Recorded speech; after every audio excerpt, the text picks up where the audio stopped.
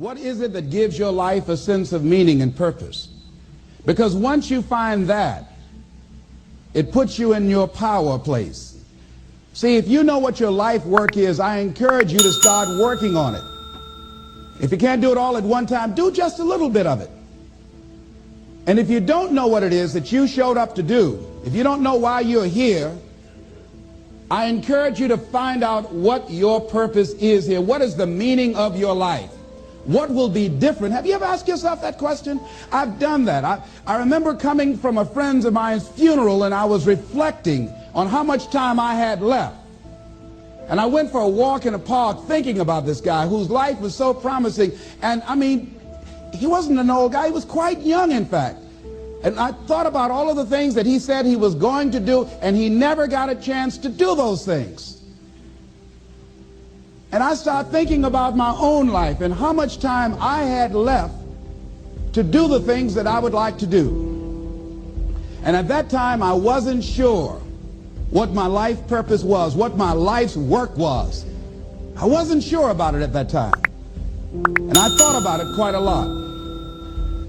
I had some idea, but I wasn't convinced. That I don't think I felt worthy. I didn't believe that it could be me to do this kind of work that I'm doing right now. And I say to you that if you begin to take a conscious effort to find out what it is that you're supposed to do, I say that it can literally save your life. I said that it can literally save your life. 85% of the American public, according to recent studies, are going to jobs that they hate, working on jobs that do not challenge them.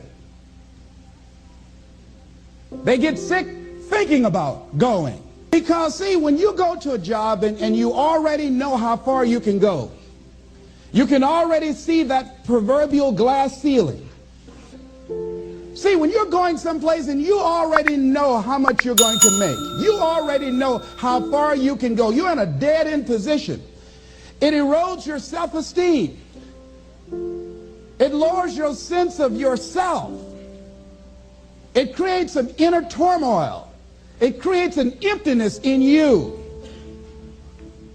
So I say that your life is worth finding what it is that you're supposed to do. And I'm not saying quit your job. I'm saying find it and do just a little bit of it. Just start working at it just a little bit, but do find out what your work is and hold on to it, and don't let your dream go. Don't let it go. See, and here's something else I want you to begin to look at. Why is it that most people don't pursue their dreams or don't do better than what they're doing if they're capable of doing it? I think that many of us don't go the next step because we don't know what to do yet. And I say that the reason that we don't even explore the possibility of what to do is because subconsciously we don't believe that it can happen for us, and we don't believe that we deserve it. So here's what I'm suggesting. How much time do you spend working on you? How much time do you spend every day working on your dream? In the last 90 days, how many books have you read? In the last year, what new skill or knowledge have you acquired? What kind of investment have you made in you? So I'm saying that as you begin to look at where you want to go, if you want to make it today, and things are changing so fast you have to literally run to stand still, I'm saying that you've got to make some conscious effort to begin to work to develop you. Here's something else. Most people are not living their dreams because of fear, ladies and gentlemen. Fear, limited vision, and lack of self-esteem is what keep most people doing things they don't want to do. The same reason that people stay in relationships where they're abused or they're unhappy or it's unfulfilling, they can't see themselves beyond that relationship. They can't see themselves enjoying life without that person. They think that this is all that they can do. The same reason that people get stuck at a certain level in life, they can't see things being better for them. And they think that this is it and this is all they deserve. This is all they've ever seen. It's been passed on to them. And they think that this is it for them. Oh no. I was looking what Dr. Blanton Smiley Blanton, who is a colleague of Dr. Norman Vincent Peale. What he said about fear, he said, fear is the most subtle and destructive of all human diseases. Ladies and gentlemen, fear kills dreams. Fear kills hope. Fear put people in the hospital. Fear can age you. Fear, ladies and gentlemen, can hold you back from doing something that you know within yourself that you're capable of doing, but it will paralyze you. And it seemed like you're in a hypnotic spell. And I ask you a question, what is the benefit? What's the benefit of allowing fear to hold you back? What's the benefit of giving up on yourself, of not stepping out on life and taking life on? What is the benefit for you? What's the plus in that? It's one of the things I had to ask myself. So I didn't want to make any mistakes. I wanted everybody to like me. I wanted to be perfect the first time I did something. It's not going to happen. You're going to make some mistakes. You're going to hurt some folks' feelings. You're going to create some enemies whenever you decide that you want to begin to take life on. You've got to ask yourself, how long am I going to allow this to hold me back? I like what Zig Ziglar says. He said, fear is false evidence appearing real. That is an illusion that we create in our mind. It is a state of mind that can be changed. So let's look at how we can begin to take some steps to restructure that fear, to begin to expand our visions of ourselves, to begin to increase our self-esteem. Webster said that self-esteem means confidence and satisfaction in oneself. Look at your life right now. Whatever you've done up to this point in time, your life is working. Whatever you have produced, it came out of you as a result of the kind of person that you have become. It's a result of your choices. It's a result of your consciousness. Now you have to ask yourself, are you satisfied with what you have produced? Is this what you want? Would you like for things to be better than this?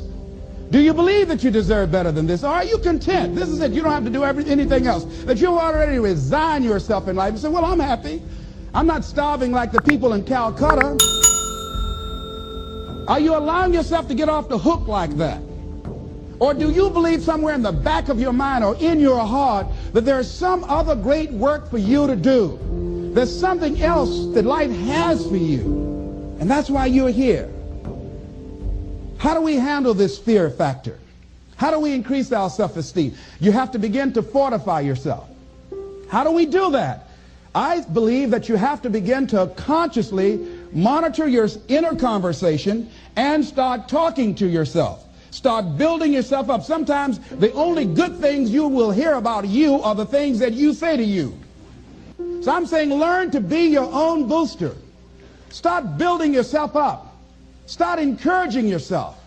Start saying, I can do this. I can make this happen. When I started thinking about becoming a speaker, I said, yes, I can do this. I can make this happen. When I start trying to convince myself I can be a businessman after flopping and failing and losing thousands of dollars and feeling stupid and dumb and having people take advantage of me because of what I didn't know, I had to talk to myself because people were saying to me that I was dumb. And somewhere in the back of my mind, I was saying, you're right. Look at what I've done. I had to say, no, Les. Hey, come on, man. Get yourself together. You can handle this. You just haven't figured it out yet. It's all right. This is your training period. This is the tuition you have to pay for what you don't know. You can do this. Other people have done it. It doesn't take an Einstein. Get you some people that can teach you some stuff that you don't know. Get you some people that have done it successfully and learn from them. Take some seminars, workshops, read some books on how to manage a business. Change the way you see yourself and begin to tend to the personal details. Understand that nobody's going to take care of your business better than you. And when I start changing that kind of mindset of beating myself up because of my mistakes and start looking at the possibility of my doing better, of my making the adjustment that would enable me to do what I want to do successfully, things begin to change. And I'm saying, stop beating up on yourself. You do it. I know you do it. I've done it. It's a natural inclination for us to put ourselves down. See, we are born negative, I think, in a negative consciousness because we live in a negative world. Here's some other things, ladies and gentlemen. Begin to guard your mind against negative programming, like turn off the television. Don't watch the news. So you've got to guard the kinds of things that you put in your mind. See, if you don't program your mind will be programmed, because human beings are goal-oriented. That's why we die of broken hearts early. That's why we're running through life to early graves. We're going through life, ladies and gentlemen, and I think that Henry David Thoreau said that most men live in quiet desperation. Most of us go through life running scared. So we created this in our minds, false evidence appearing real. We made it real in our minds. That's why Churchill said there's nothing to fear but fear itself. That's the destructive monster. So turn off things that can contribute to your fear. Turn a deaf ear to people that all they can do is talk about how negative things are, because they have bought into the consciousness of the world. Start attending workshops, seminars, listening to tapes on a daily basis to begin to recondition your mind, to retrain your thinking. Faith comes by what? Hearing and hearing and hearing. Listen to things that can empower you, that can enable you to create a new reality for yourself, in a new life for yourself. You might appear to be strange around most people. You know, most people think you're strange if you're happy today. See, these people have not found their purpose in life. That's why they're grumpy. That's why they're miserable. That's why they're so negative. They're hurting and they want to hurt other people. So start practicing using programs for your mind. Seminars, books, workshops. Keep a journal. Record your thoughts. What's happening with you? Every day when you get up, have a journal near you. See, ladies and gentlemen, we get 3 to 4 thoughts a year that if we would act on those thoughts, they could change our life. What idea are you sitting on? Write your ideas down. And then, once you get that idea, take the leap. Take the leap. See, it's out here in the universe. If you don't take the plunge, I guarantee you, somebody else will. Take the plunge. Go into action. And ladies and gentlemen, you will be surprised how things will come together. You'll be surprised. Now, you're going to have some difficult challenges. I can tell you that now. Be aware of that. Things are not going to work out exactly right. For a time they will, sometimes. And that's when life is just playing a game with you. I want you to feel good and relax. But ladies and gentlemen, go into action with your dream. And don't avoid where the fights are. Get in the midst of the fight. Get knocked down so you can learn how to fight, so you can hold your position. See, most people don't get out in the arena of life because they don't want to fight. Most people don't get out there because they don't want to get knocked down. They don't want to be dropped to their knees. But see, you're going to be dropped whether you're on the field or whether or not you're sitting on the sidelines. You're going to be dropped. So at least get dropped for something. See, that's how most people are spectators in life. You don't want to be a spectator. You want to get out in the field where the action is. And you will be amazed. After the struggle, there will be a calm period and things will begin to click for you.